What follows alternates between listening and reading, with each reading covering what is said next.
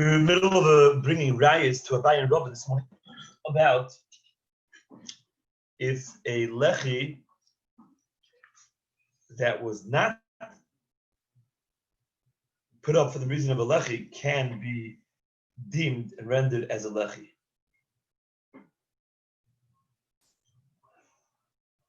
The Gemara said the machlokes Rabbi and Rabbi has to do with if the lechi is a mechitza,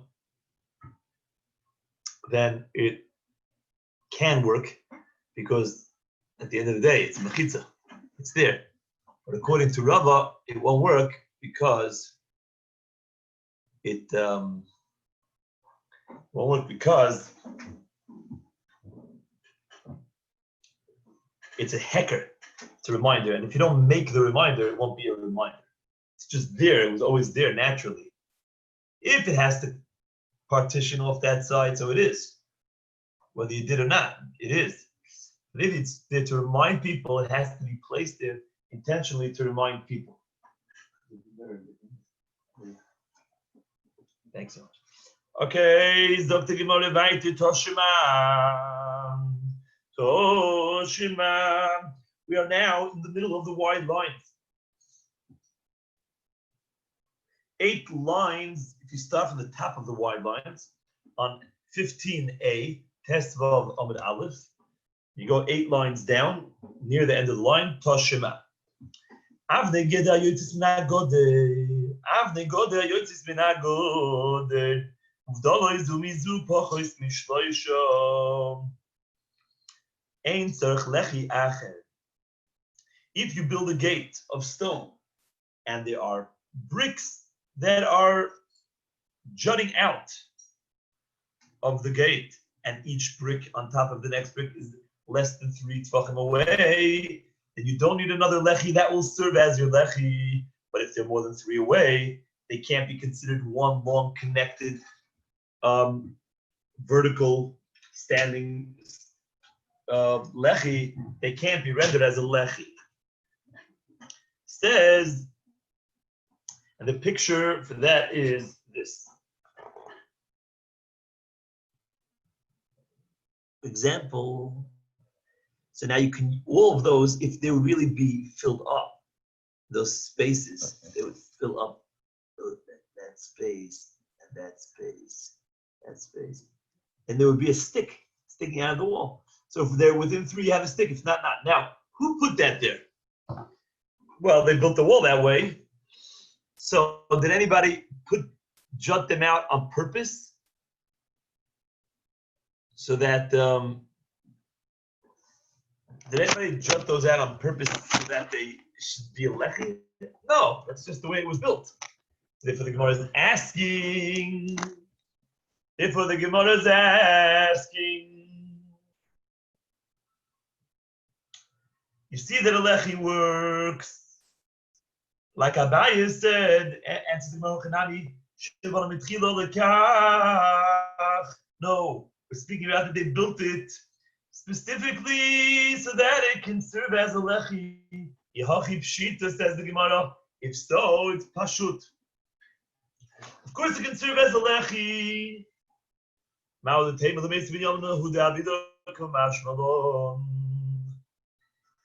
because I would have thought that even though I was made as a lechi, since you would think, if not for the Chiddush of the Braita, I would have thought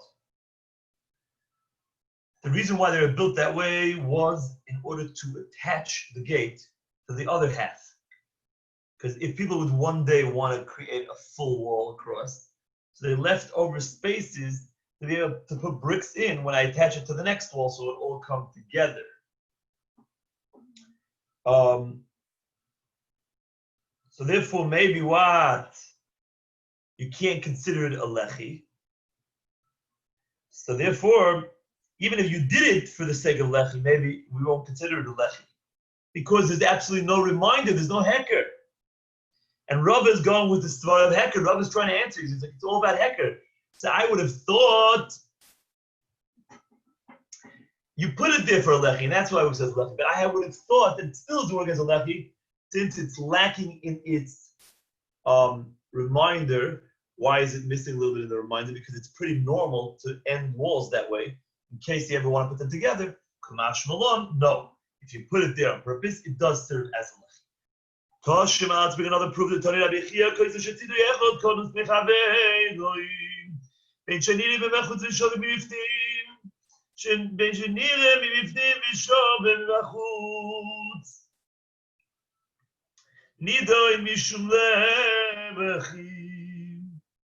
If you have two walls in a mavui, in an alleyway, and one wall ends further out than the other wall. And now what happens is a lechi has been created from that. Where did the lechi is seen, from the outside or from the inside? Says the bright. It's an okay lechi. Now it's part of the wall. And the picture is right over here.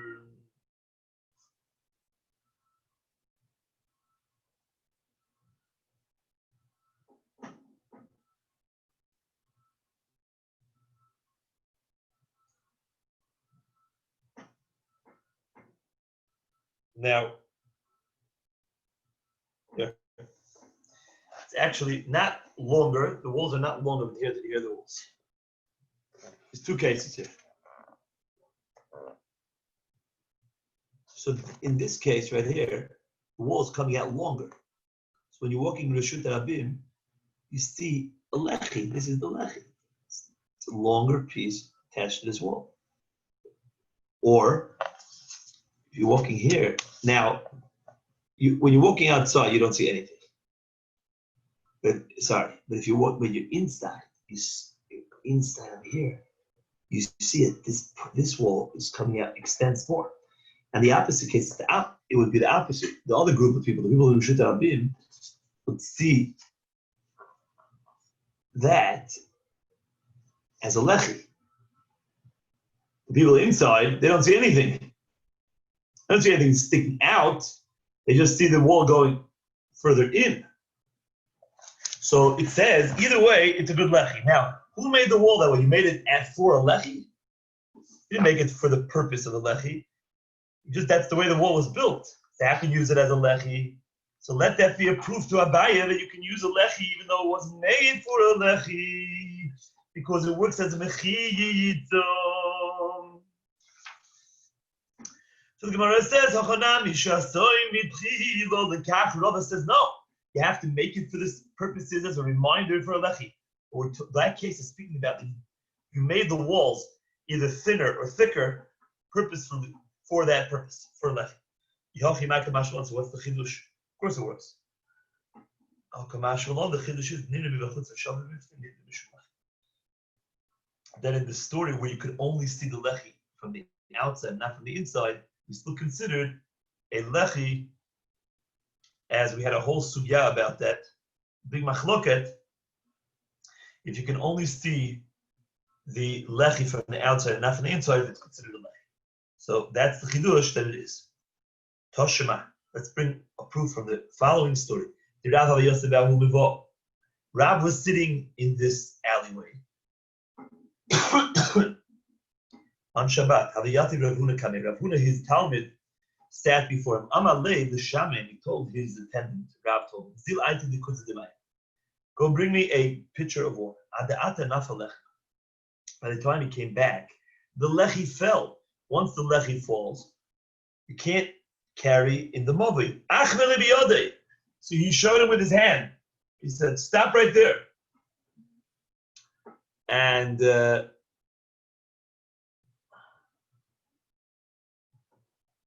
one second, let me just fix my screen.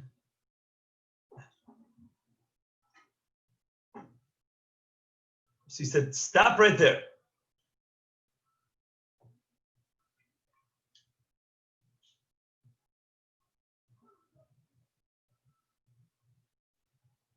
So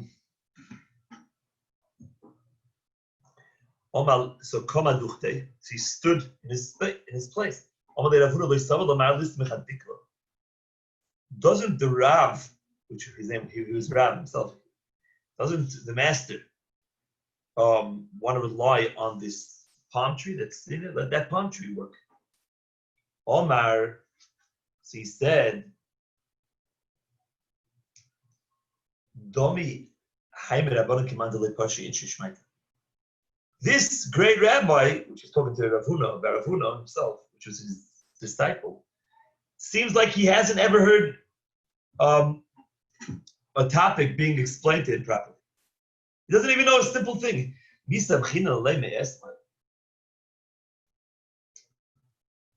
How could you rely on something from before Shabbat? Meaning, did you rely on this lechi yesterday? No, you didn't. Why not? Because yesterday there was a real standing lechi here. So you negated and you disregarded. We said this at the beginning of the sugya. So therefore, a lechi that you haven't ever relied on, meaning you disregard, you negated it at the beginning of Shabbat, and you took a different one instead, of course it's not going to be kasher today. So the Gemara says, the reason why Rav said it's pasul is because there was a problem with it yesterday, because yesterday it couldn't have been served as the lechi because we had a real one. But if yesterday we could have relied on it because there was no other real one, then have a lechi, it's a good lechi, although it wasn't planted to be a lechi. So the Gemara is trying to prove that Abaye is right. So the Gemara says, wait, I have a new way out. The Gemara really reverts back to the original, one of the original ways of trying to explain Achloket. And the Gemara said there's no way, there's no machloket about that. Now the Gemara is suggesting, possibly, in order for this story not to be proved to Abaye, maybe they argue when you did not rely on it yesterday because you had something else. That's where Rabbi says it doesn't work, and that's where Rabbi says it works. But if you relied on it yesterday, have a lechi, then even Rabbi would agree to lechi. And that's why, really, now it would come out that Rabbi is actually, this story is a proof to Rabbi. Because Rabbi was saying, look,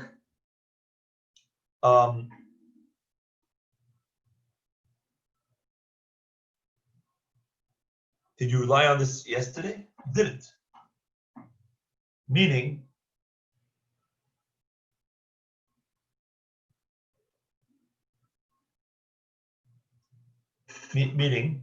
meaning that if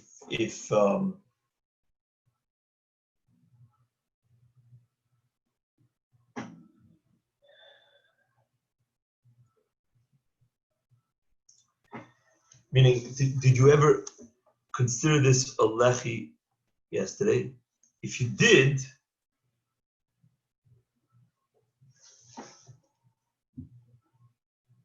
everybody would agree it's kosher. And the whole machloket is if you didn't rely on it.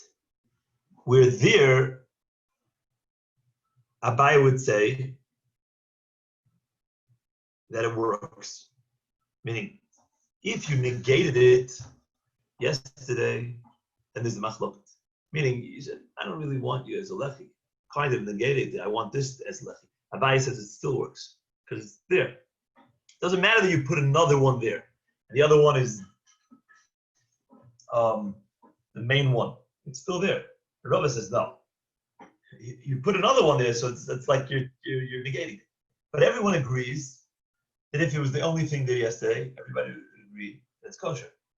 So now it would come out that Rav is actually a proof to Rava, because Rav is saying, look, you didn't rely on this yesterday. Had you relied on this yesterday, everyone would agree it's good. But since you didn't, because you had another lechi, it's not good. Which is only Rava's opinion. So the Gemara says, Lo yisal gadayil, don't even go there. Don't think that is the machloket. Everyone would agree that if you had another lechi yesterday, it's not a lechi. And the machloket is when you didn't. How do I know that you can't? How do you know that?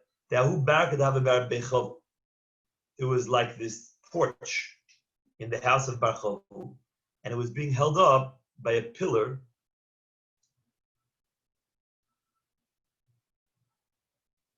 that was standing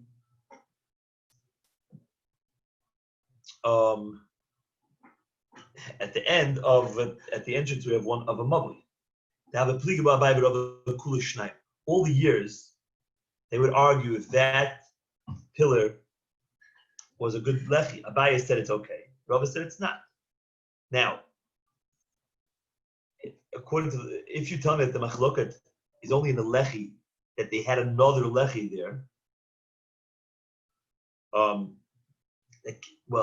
if they didn't have another lechi there and they relied on this one to be the lechi, then everyone would agree that it's good.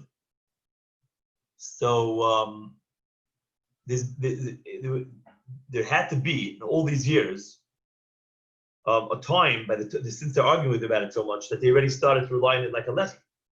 So Rabbi should have come around and say, okay, well from now on that we want to rely on this because everything else is gone and we want this one.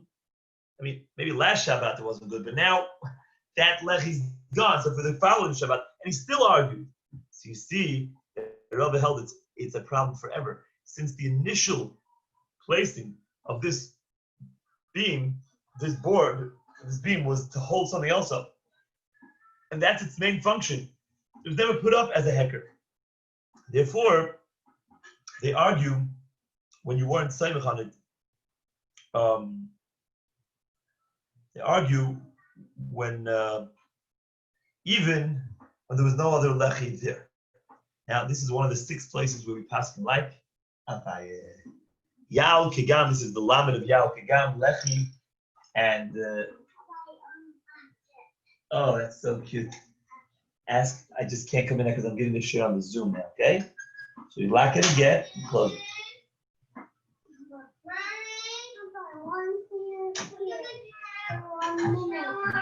Oh. Okay, come in, say hello, and go. Say hello. No, there's no one there.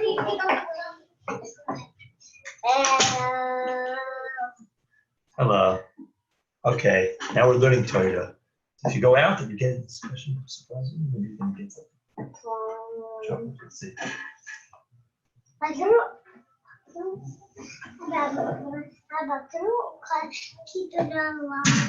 can't because I have to give the shirt now. Sorry. You can't open a store when it's locked, okay? Sorry. All right. I'm going to keep the knife here so it's all wrong, okay? Bye-bye. Very sorry. Well,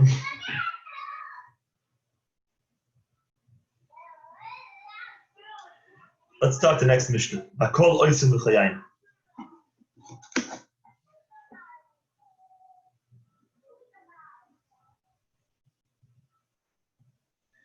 Bakol oisim l'chayayim. You can make a lechi out of anything. Even an animal that's still alive. Rabbi Meir knows you may not make it out of something that's alive.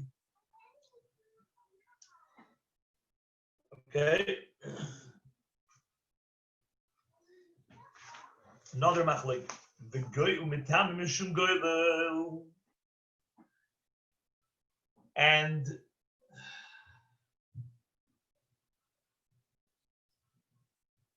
the reason why the mayor holds that you can't is because what is making the animal stand?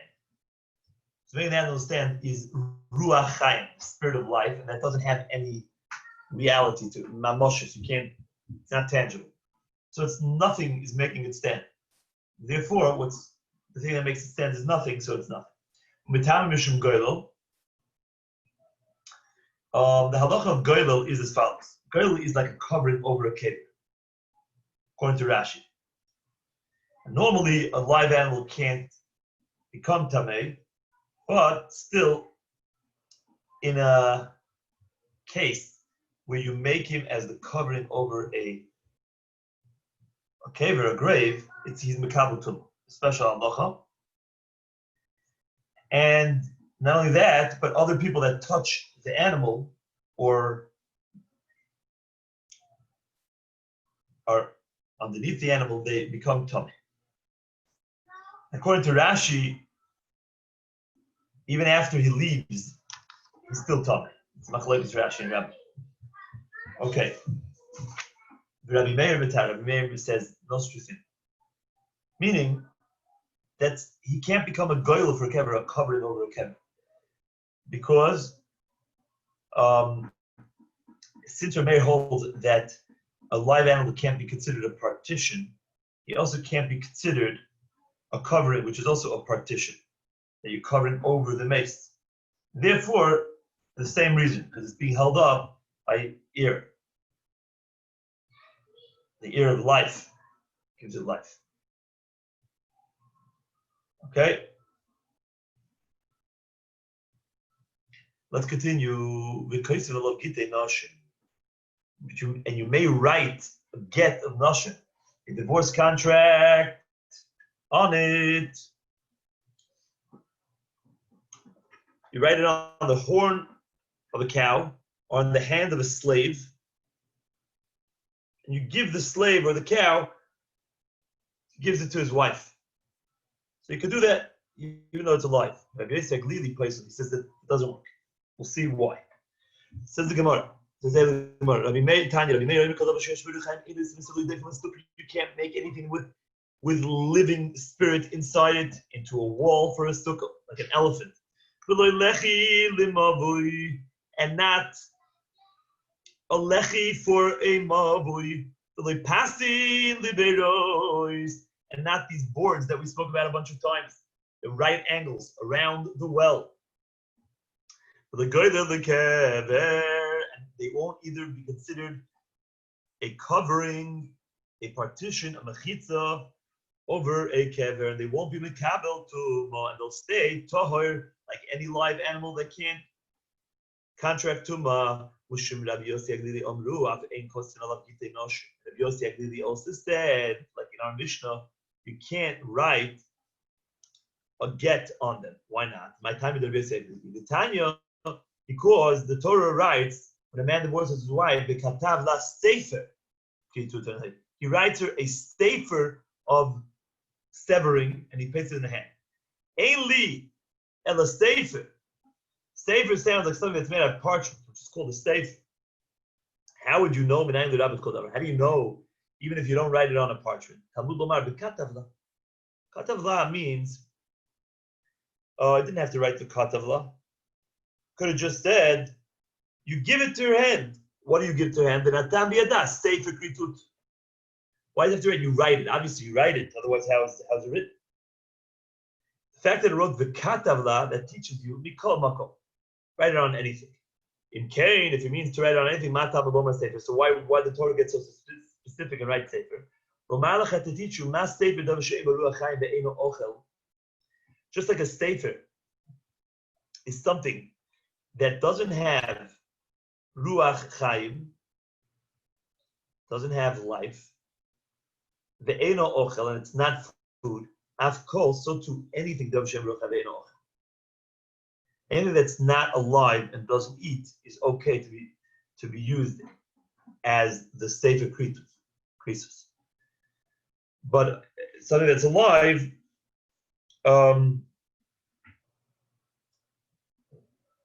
if you write it on a loaf of bread, okay. So the Gemara says for Rabbanon, what did the Rabbanon say? The Rabbanon said you could write it. Why? Because niktiv doesn't say bas sefer. You write it bas sefer, specifically in a sefer, which means the Sfir Dvarim Ba'al Mahudata. It just means you write it, and it should be a story, safer, sipur. It should speak for itself. The contract should be able to stay over the fact that they're getting divorced, but it's not really coming to as a criteria to tell us to set in stone what it has to be written on, what type of parchment. So therefore you can write on whatever you want. So the Gemara says, so what do they do with the extra words v'katavla? According to Rabbi Yosef, he had to come to negate the notion that you only could write it on a sefer. And it's letting you write it on other things as long as it's not alive or food. But according to the Rabbanan, which anyways you could write it on anything you want, so why have these extra words of the katavla?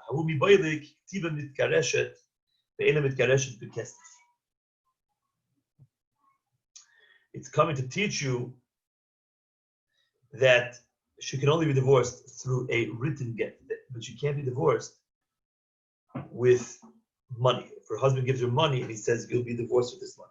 Why would I think you could? I would have thought, since leaving and coming are tied together. Leaving means divorce, coming means marriage. And the Torah actually puts them together in the Torah. The Torah says she divorces this man and she comes to the other man. She marries another man. So you would think that all the laws of one apply to the other. Mahavaya bekesef, just like coming, getting married works with the money. Afitzia bekesef, so too, the way that you sever the relationship is you give the wife money. Again. Okay? Not only through writing. Kamash Valon, the Torah tells you, the katana. Make sure you write it. Make sure this get is not just one of the options. You must write it. There's no other way.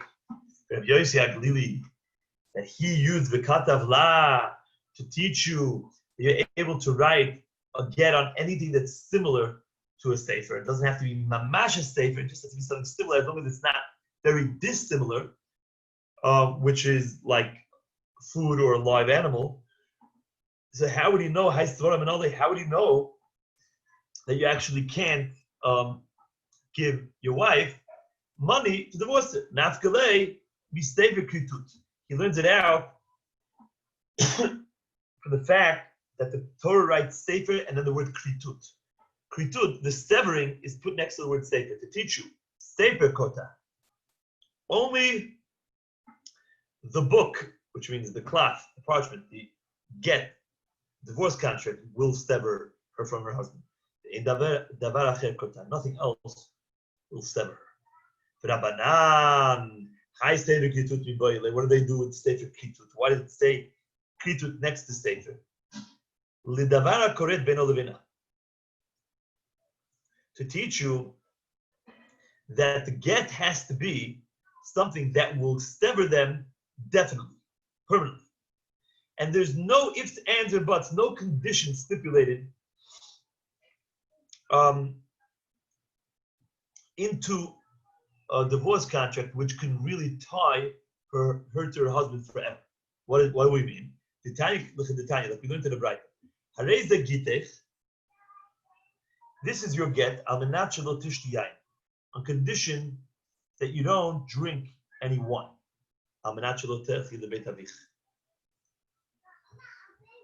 Leolam ein zekritut. If you write, you never go to your father's home, you never drink wine, it's not kritut. Why? Because until the very day that she dies, till the last second, she is kind of tied to her husband, because maybe she's not divorced at all. Because if the last second of her life she decides, every living second she has the opportunity to ruin the get, and the get never went through, she could go into her father's home, or she could take a cup of wine, drink a cup of wine. So when will you know that the get condition was fulfilled? After she dies. So therefore, her entire life was in question if she was divorced or not. Therefore, that's not a get. That is not a severance. A severance means that we know. It has a clear, a definite definite time that their relationship was severed. Kol 30 yom, but if he says for 30 days, I raise the kritut. That's good. Because if she fulfills the condition, after 30 days, she hasn't drank any wine, or she didn't go to her father's home for 30 days, she fulfilled it, and now the get will take effect. Okay, and that's a good stipulation, and therefore it's a good get, because it doesn't keep her bound perhaps forever. Rabbi Yossi Haglili, okay, so that's what Sefer Kritot teaches us. How does Rabbi Yossi Haglili know that halacha? Nafkale mikaret kritut. Since it could have just said Sefer Karet, the fact that it wrote kritut is an extra. There's an extra 2 letters there. Those extra 2 letters teach us another halacha. This halacha that we just learned, that she has to be totally severed. Rabbanan, what did the Rabbanan do with the extra 2 letters? Karet kritut lo darshi. They don't expound it because they don't see that is long enough to expound. So even though the Torah shows a longer way of writing it, since